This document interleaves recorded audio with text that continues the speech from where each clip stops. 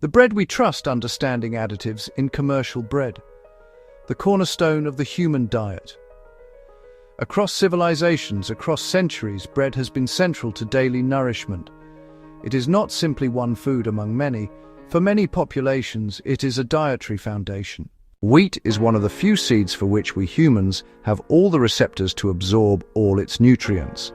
Historically, bread consisted of 4 ingredients: flour, water, salt, and fermentation.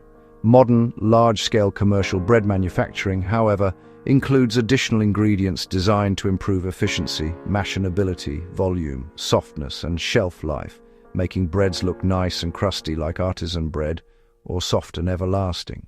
Just think, if the mole does not want to eat the bread, would you? This discussion is not about an alarm. It is about transparency.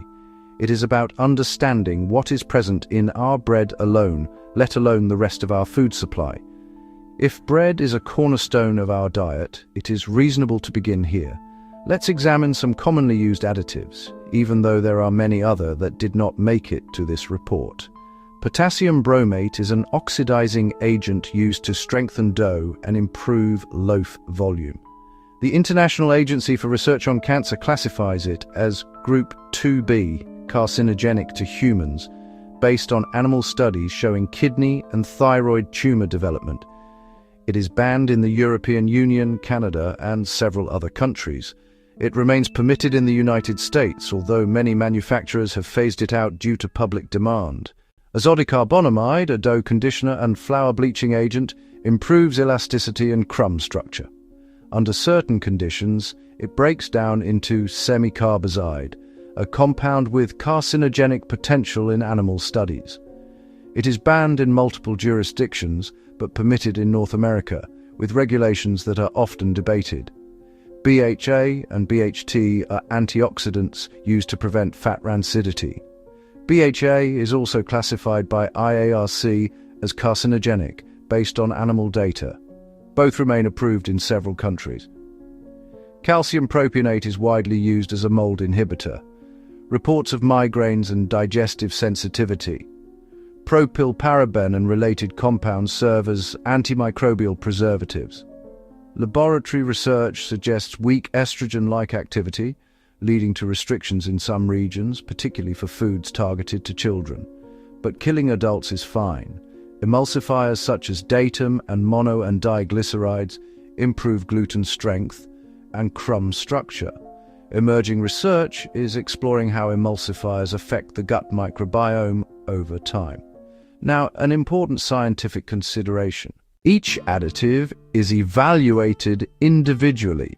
Regulatory agencies establish acceptable daily intake levels using safety margins that can be difficult for consumers to monitor or quantify. However, real-world exposure is cumulative. Consumers eat multiple processed foods and carbonated drinks daily. Bread, as a cornerstone of the diet, becomes a consistent source of exposure. In addition, commercial flour itself contains pesticide residues, enrichment compounds, enzyme systems, and bleaching agents.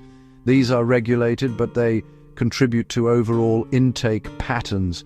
Research continues into mixture effects, low-dose endocrine activity, chronic inflammation, and microbiome shifts. These are ongoing scientific investigations. The key issue is not panic, it is informed awareness. Bread holds a foundational place in our diet. If we are going to examine ingredient transparency and food quality, bread is the logical place to begin. Understanding what is in our bread alone matters, let alone the broader food system. Consumers increasingly seek short ingredient lists that they can pronounce, unbleached whole grain flour with the same ratio as nature intended, bran, germ, and endosperm. Natural sourdough fermentation-based strength instead of chemical oxidizers. Transparency in processing and sourcing, even if it often feels distant. Real bread does not require complexity. Industrial production introduced additives to optimize scale and stability. You need a trustworthy baker and a decent bakery that is not made just for profit, and that respects the craft. The decision between those approaches belongs to consumers and, if any, decent manufacturers alike. But clarity should come first. Bread is a cornerstone of our diet. We should start with real bread first. Read labels, understand functional ingredients, make decisions based on knowledge. Awareness is not fear. It is a responsibility of ourselves and our family, and responsibility begins with knowing what is in our bread. Shasha the Baker Man, 2026.